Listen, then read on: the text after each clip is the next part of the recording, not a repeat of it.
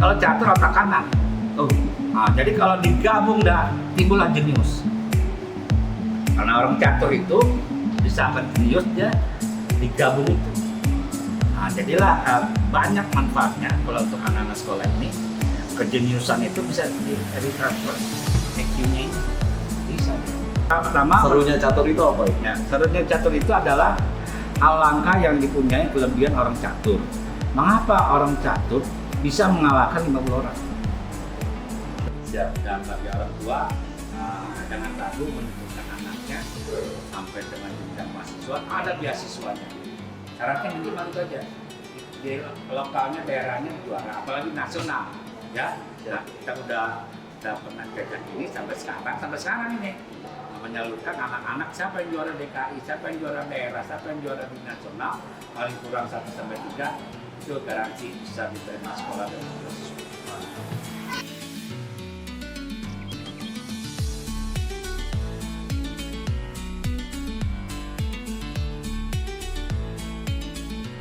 Ke negara lain, kenapa dia jadi lebih maju duluan? Iya, India. Nah, itulah sistemnya. Ya, turnamennya sama liganya, kompetisinya itu berjalannya konsisten tetap. Ya, kalau kita Pak Hendri, perlu nggak sih kalau misalkan pemain catur itu gabung ke klub? ya itu suatu Jadi standar operasional dan standar kewajiban kalau kita mau maju dalam olahraga khususnya itu adalah bersandar kepada klub tempat. Jadi tidak bisa diotodidak, ya. Nggak ada pemain di dunia manapun, program master manapun otodidak zaman sekarang. Jadi dia harus berkomunitas, gabung dalam satu bulan. Tinggal pertanyaan-pertanyaan kayak gini kan suka muncul nih Pak. Kalau misalkan era Jasad, jadi kan orang Indonesia tuh seneng kayak misalkan kayak gimana ya? Tiba-tiba muncul Gus Jago.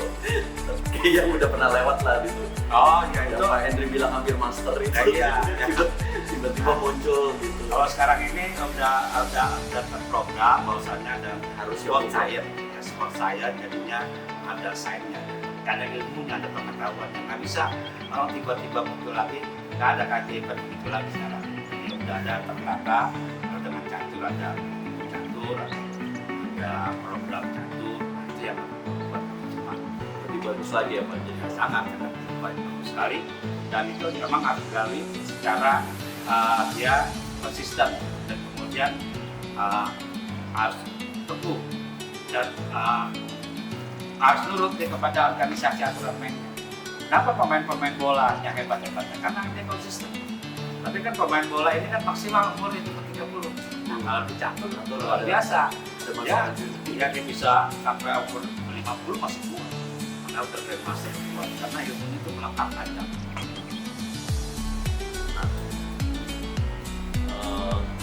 terus kalau misalkan kan banyak yang baru suka catur, Ya. akhirnya pada suka main catur di karena efek Jones kemarin gitu ya. Salah satunya juga yang pengen jadi wasit di situ. Oh, ya. Yang dia bilang dia hampir master lah gitu. Tapi diserang netizen ya Pak? Nah, ada. Nggak ada ya Pak. Nah, jadi pertanyaannya gini, buat kita yang baru suka catur itu untuk jadi master itu bisa nggak? Maksudnya butuh berapa lama? Kalau secara sains ilmu itu dia kurang lebih harus minimal 3 tahun. Dan jadi bisa mendapatkan gelar master dengan kontinuitas belajarnya yang hari itu minimal berapa jam. Ya. Karena dari pengalaman saya mencetak anak-anak itu hanya master aja, yaitu ya kurang lebih di 3-4 tahunan. Ya. Kalau yang udah untuk kelompok yang agak tinggi dikit, yaitu dengan 5-7 tahun. Kalau udah sampai di GM yang seperti contoh dulu tadi Debbie Berjasi, Susanto CS itu 10 tahun. Ya, jadi ada grade-nya, ada pelajarannya, ada momennya, ada bukunya. Jadi orang itu bertahap. Nah, tapi kalau udah jadilah dia. Jadi kalau kita mulai anak kita ini umurnya 8, jadi pada waktu di SMA udah grandmaster. Nah, sekarang ini bisa lebih dipercepat. Kayak misalnya contohnya India sama Cina. Kenapa di umur rata-rata dia 13-15 jadi grandmaster? Karena kompetisi. Karena kompetisinya dia continue tetap. Jadi kalau dibikin kayak seperti liga nih, ya, dibikin internasional, dibikin begitu dia sebulan atau 2 bulan sekali, jadi ke pemain lebih cepat. Jadi nggak harus nunggu umur udah selesai SMA 19 tahun Grandmaster, enggak. Jadi dia bisa pada waktu SMA dia umur 17-18 Grandmaster. Yang penting kompetisinya tetap pasti, ya. Nah, kehebatannya lagi di India itu ada yang harus digarisbawahi. Dia ada rasa bertanggung jawab dan setia para senior. Para seniornya itu yang udah jadi, dia mau ikut turnamen Grandmaster untuk para junior. Jadi dia nggak harus dia bayar uang penampilan yang ada diterima 10.000, nah dia untuk itu ya bisa 1.000-2.000 lah. Iya, jadi nggak perlu pakai uang penampilan. Ada juga uang penampilan tapi seadanya. Tapi itu yang harus kita garis bawahi, tandanya mereka itu saling membantu, saling menghormati. Nah, contohnya sekarang tahun lalu Anand Foundation bikin, dia akan membina anak-anak India yang umurnya 16 tahun. Nah, salah satu pada Ananda, ya, ini. Jadi sekarang dia ratingnya udah 27. Padahal pada waktu kejadian 2018 sama-sama kita ke Gujarat, India, tim catur Indonesia yang saya bawa di DKI Jakarta. U16. Ya, U16. Anak kita ini masih ratingnya 22 sampai sekarang. Dia udah 27. Dia Grandmaster, anak kita cuma FIDA. Nah, kenapa? Tidak ada konsisten turnamennya. Jadi kalau liga ini dikembangkan, ada konsisten secara nasional dan internasional, jadi lebih cepat. Nah, itulah mudah-mudahan bisa bekerja sama dengan pihak-pihak terkait agar kiranya turnamen secara lokal, daerah dan internasional. Ya, sponsor itu dia apa sih Pak yang bertanya gini, apa yang sponsor dapetin kalau misalkan dia mendukung catur? Mungkin pertanyaannya ini. Ya, sponsor pertama. Serunya catur itu apa? Ya, serunya catur itu adalah hal langka yang dipunyai kelebihan orang catur. Mengapa orang catur bisa mengalahkan 50 orang? Iya, bisa dia semutan 100 orang. Itu hal yang sangat dipertanyakan oleh Dika segala. Ini anak catur ini, apakah pintar di sekolah, pintar di catur? Beda otak. Kalau sekolah otak kiri, kalau catur otak kanan. Nah, jadi kalau digabung timbullah jenius. Karena orang catur itu bisa akan jenius dia digabung itu. Nah, jadilah banyak manfaatnya kalau untuk anak-anak sekolah ini. Kejeniusan itu bisa ditransfer ke sini, bisa. Nah, jadi dari pelajaran ke hal-hal contoh ke negara lain, kenapa dia jadi lebih maju duluan? Iya, India. Nah, itu kan konsistennya. Ya, turnamennya sama liganya, kompetisinya itu berjalan konsisten tetap. Ya, kalau kita kan kadang setahun ini ada, kadang 3 tahun baru muncul. Nah, nggak boleh begitu. Master aja. Ya itu rame-rame ya, rame-rame. Jadi saya kadang-kadang gitu juga sih, ya, kayak gemes juga sih. Ya. Kenapa turnamen non master gitu? Nah, jadi begini, pihak sponsor kadang-kadang minta orangnya rame. Kalau mau rame di catur, bikin yang non master. Mau minta 1 juta orang bisa saya adain, Iya. kan? Mau 500.000, ada bisa. Ayo non master. Kalau master itu ya kadang-kadang yang non master nih dia pengen rame, dia pengen juara. Orang catur kan pada dasarnya main catur pengen juara. Iya. Tapi dia kalau digabung sama master dia tahu nggak juara. Dia nggak ikut ya? Ada yang ikut. Nah, makanya kejuaraan itu dia minta selalu sama kita. Masa? Pak dibelah Pak katanya. Apa dibelah? Jadi yang master non master. Kan? Makanya rame. Tapi kalau untuk rame-rame dunia catur bisa ngomong juga. Ya, bisa dia. Nah, kadang-kala si para sponsor ini nggak ngerti ini turnamen berkualitas sampai tidak. Kan gitu. Kalau berkualitas ya bukan non master lah dia ini. Ya kalau pakai master, non master gabung kena ini ke master. Tinggal hadiahnya aja dibagi. Hadiah dibagi lah. Nah di luar negeri nggak ada kejuaraan non master, nggak ada ya. Dia ada kejuaraan open dijadikan satu, tapi hadiahnya tuh dibagi. Nah non masternya dikasih lah the best. Iya. 1, 2, 3, 4, 5 gitu loh. Unrated ya. Nah iya itulah ya. Kalau kita kan dibalik semuanya sendiri kan, jadi gitu dia. Nah, dan istilahnya untuk rame-rame aja, bukan untuk prestasi. Jadi kalau misalkan mau ada yang tertarik gitu, kalau ada yang nonton gini, sponsor bisa bekerja sama dengan Percasi Jakarta gitu berarti. Iya, dengan induk organisasi yang resmi itu dengan Percasi kita di sini ya di Jakarta. Kalau kita mengadakan internasional kita harus kombinasi dengan pusat, terus ke FIDE. Jadi mengadakan turnamen internasional sebenarnya mudah, nggak susah yang dibayangkan. Dan secara biayanya juga sekarang lebih mudah, nggak perlu lagi manggil orang dari FIDE. Nah, misalnya kayak saya contohnya IO. IO itu udah besar turnamen yang diadakan di Indonesia. Jadi hanya bayarannya itu ada rating, elu dan lain-lain. Ya. Nah, jadi misalnya ada kehebatan di catur, nah, ini boleh dicatat para sponsor. Namanya terkenal langsung seluruh dunia karena programnya Swiss Manager turnamen itu. Nggak ada cabang olahraga lain yang punya program sampai sedunia, hanya di catur Swiss Manager. Jadi kejuaraan RT pun diangkat kepada program Swiss Manager, dia bisa seluruh dunia bisa tahu. Ke Rusia yang orang bisa baca. Nah itulah kelebihannya program Swiss Manager. Nah, jadi kalau misalnya si sponsor apa istilahnya pengen mendapatkan bukan hanya nama dalam negeri, tapi namanya sedunia. Sedunia ya. Jadi negara Mali, Nigeria, ada situ, Mesir, Amerika, Rusia. Kalau kita bikin turnamen masuk ke FIDE dan catur dunia ini, itu langsung terekspos itu. Ya. Dan ada pertanyaannya, apakah bayar apa tidak? Enggak. Kita kan induk organisasi yang bayar. Nah, kita ini bersyukur bahwasanya induk organisasi tidak pernah lalai bayar iuran. Kita turnamen lokal aja nih kayak juara sekarang ini yang RLCS ini masuk ke dunia. Nah, bapak-bapak tinggal klik FIDE.com, keluar kok INA, klik lagi RLCS, keluar langsung kan, Ruli, kan. Jadi namanya juga ada. Nah itulah kelebihannya. Nah orang-orang yang pihak-pihak yang konsorsium khususnya udah tidak tahu gitu. Nah itu yang harus diperkenalkan. Ya. Jadi ini win-win solution. Ya. Win-win solution. Mudah-mudahan banyak sponsor ya Pak? Ya benar. Ya. Dan satunya lagi para orang-orang luar kalau kita pengen belajar catur dengan Grandmaster ini tinggal gampang sekarang. Ada kode aksesnya, dimasukkan, diklik, halo, 5 menit kemudian itu bisa ngajar. Nah itu kelebihannya sekarang online-nya. Kelebihannya. Tapi kalau untuk turnamen nggak ada nilai plus lah untuk main online. Enakan offline ya Pak? Jauh offline.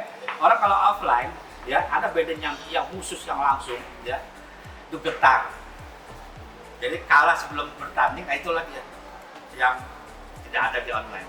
Terakhir Pak Hendri. Pak Hendri pernah membawa juara dunia siapa aja Pak dari Indonesia? Ya ada yang juara dunia diciptakan 8 orang. Ya, termasuk salah satunya Anda sendiri kan? Kan? Yang pertama dulu istilahnya si Irwin Irnandi. Tahun 19 apa 9 dia sejarah benar dan satu-satu yang dapat video master yang pertama kali video ngadakan termuda ya. Dia si Irwin nanti di Puerto Rico. Nah, dan selanjutnya ada kita yang laki-laki selain daripada Mas Ruri ada Farid ya, ada Aston Maca, ada Aston ya, kemudian Novendra, si yang putihnya Medina kan, ada si Citra, ada Dita, Chelsea, Dita, Theodora, ya kan, itu yang tercipta. Dan kita ini kalau untuk namanya junior ya, kita ini nggak kalah bersaing ya, karena kita selalu mengikuti belum ada pandemi ini sampai terakhir 2014 saya ke Brazil, kita bisa keluar sebagai juara umum, jadi mengumpul medali dan juara dunia terbanyak ada 5 yang pada si juga Afifah, siapa nih yang perempuan itu yang tadi itu Novendra, Theodora itu cipta di sana ya. Terakhir masukan Pak buat pencinta catur. Jadi kalau untuk pencinta catur ya suka terus sama catur. Nah, pertama ya bahwasannya catur itu banyak manfaat ya, banyak manfaat. Pertama otak kita ini jadi cerdas, itu nomor 1. Cerdas, dan satu lagi memiliki cara berpikir prioritas. Mana yang lebih dulu, mana yang lebih mana dan belakangan belajar dengan catur. Filosofi catur mengajarkan demikian. Jadi kecerdasan itu terbentuk dari main catur. Catur itu kan pilihan langkah. Nah, cerdas itu dari pilihan langkah. Jadi tidak ada ruginya kita main catur. Kenapa?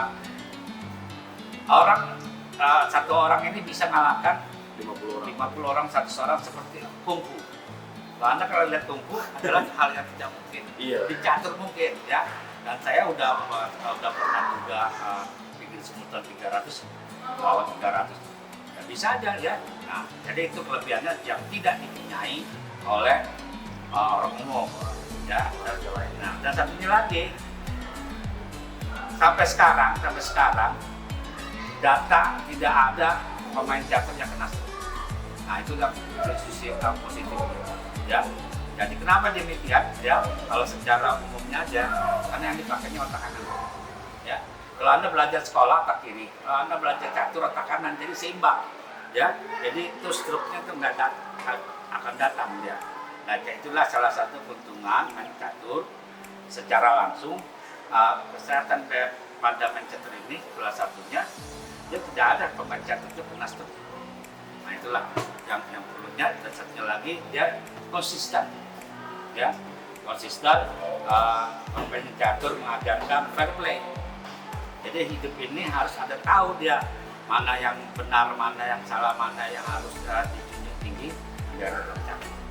Itulah yang bisa kita harapkan agar kiranya para orang tua kalau mau anaknya main catur sangat baik sekali. Karena apa juga sekarang para pemain catur yang sudah SMA, yang sudah punya gelar minimal juara di provinsi, ada sekolah yang menerima beasiswa ya. Jadi kita ini pernah menyalurkan kepada misalnya Universitas Gunadarma ya, ada itu kurang dari 300 orang beasiswa karena catur. Alasannya apa si universitas yang menerima? Dia pengen lihat pintar catur apakah pintar di pintar di sekolah, tapi kebawa nama kampus juga. Nah, itu dia ya. Nah, kemudian hal-hal lain, jadi dia paling kurang orang mencatur dia disiplin untuk di rumah lebih banyak daripada di luar. Karena mencatur itu ya minimal 4 jam di rumah menganalisa, baca buku dan lain-lain. Apalagi sekarang dengan baca komputer, jadi dia nggak pernah lah ada cerita pemain catur kena kriminal. Nah, itu yang pernah ada ya. Jadi manfaatnya positif. Dan bagi orang tua jangan ragu menentukan anaknya sampai dengan jenjang mahasiswa, ada beasiswanya. Syaratnya minimal itu aja. Di lokalnya, daerahnya juara, apalagi nasional ya. Nah, kita udah pernah jajak ini sampai sekarang ini menyalurkan anak-anak siapa yang juara DKI, siapa yang juara daerah, siapa yang juara di nasional, paling kurang 1-3 itu garansi bisa diterima sekolah dengan beasiswa.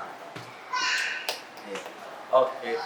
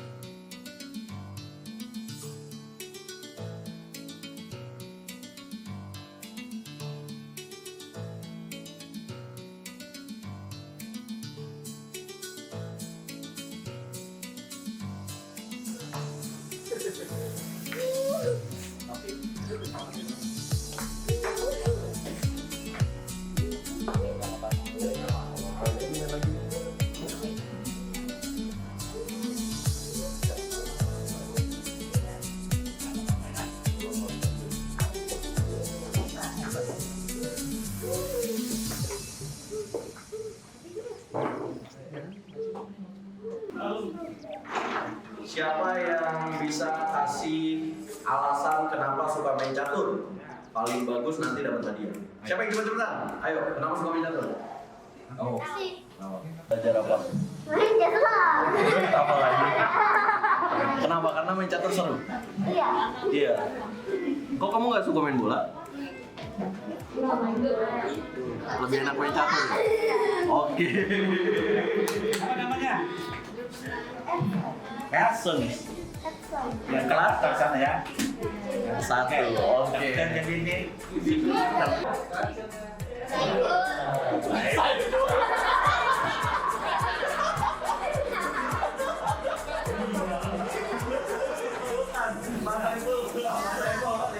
siapa deh? Kelompok 14. Ketua umum PPPC yang baru kemarin nih. Malu nggak kenal nih. Siapa yang tahu Masrur juara dunia tahun berapa? Nggak tahu. Masrur juara dunia tahun berapa? Tahun berapa? Lahir lah. Bener lahir lah. Tahun 2009 di Yunan. Ya. Oh, 14 ya, Mas Ridho lagi. Kelompok 14. Kelompok 14 untuk jadi Grandmaster harus memiliki rating berapa? Oh, kalau gue. Berapa? Wih, kamu baru 11 tahun bisa jalan. Jangan. Belajar sama kamu. Jadi mahal 2.500. Ya, kemudian kelihatan nggak? Ya, Ada fotonya. Silakan. kalau ini udah dua kali ya. Semuanya.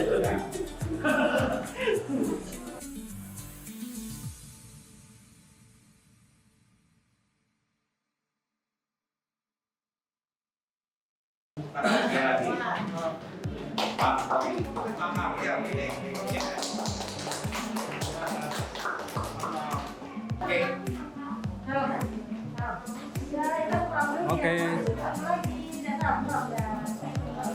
Ya.